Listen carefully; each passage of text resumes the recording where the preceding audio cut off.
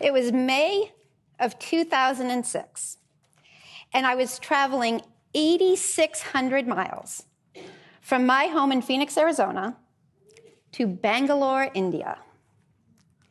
I grew up in Maine. Traveling to India was something I had never thought was going to be in my future. But I was heading there to onboard a team of employees. It was important to me not only to know their skills, what they wanted out of the job, but about them as people, their culture. So with that in mind, I decided to take a trip to what they call City Market. Now, City Market in Bangalore, India, can best be described as an assault on all of your senses. It's not a tourist destination. In fact, they kept looking at me incredulously when I said, I really want to go there. They're like, no, you don't. No. An assault on the senses. Sights I had never seen before, bright-colored fruits and spices, lots of people. Smells, not all of them were great. There was a lot of livestock around. And did I mention it was May and really, really humid? So crowds of people, all these scents, all these smells, all of these noises that I had never experienced in my life. It was a little overwhelming, to be honest. I kind of stuck out like a sore thumb.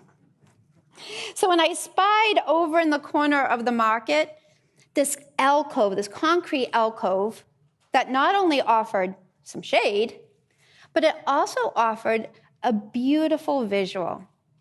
See, it was in this basement-like structure that the ladies were sitting there, stringing flowers together, making leis for the temple. These colors in these flowers was absolutely amazing. And the smell of the jasmine in the air was incredible. And they sat there and they delicately strung these together. And as I was walking by and looking at them, one woman caught my eye. You see, she caught my eye because she was probably older than my grandmother. And I thought, oh, my gosh, she's sitting on that hard concrete floor, little bent hands, stringing these flowers for rupees. Wow, she had no teeth. She had probably nothing. So I unzip my very fancy fanny pack, as American tourists do, and I pull out my rupees. She doesn't speak English. I don't speak Hindi. So the international sign for, hey, I want to buy your things, right? And she looks at me up and down, and she goes, devastated. I'm so embarrassed that I'm backing away from her into my guide, and I say, Danny, my guide, I did something to offend her. Can you please go make it right? So he walks over, he has a little conversation with her, and then he waves me over. And she gets up, and she picks the most beautiful jasmine lei I've ever seen. And with her arthritic hands, she pins it in my hair. And again, unzip the fanny pack.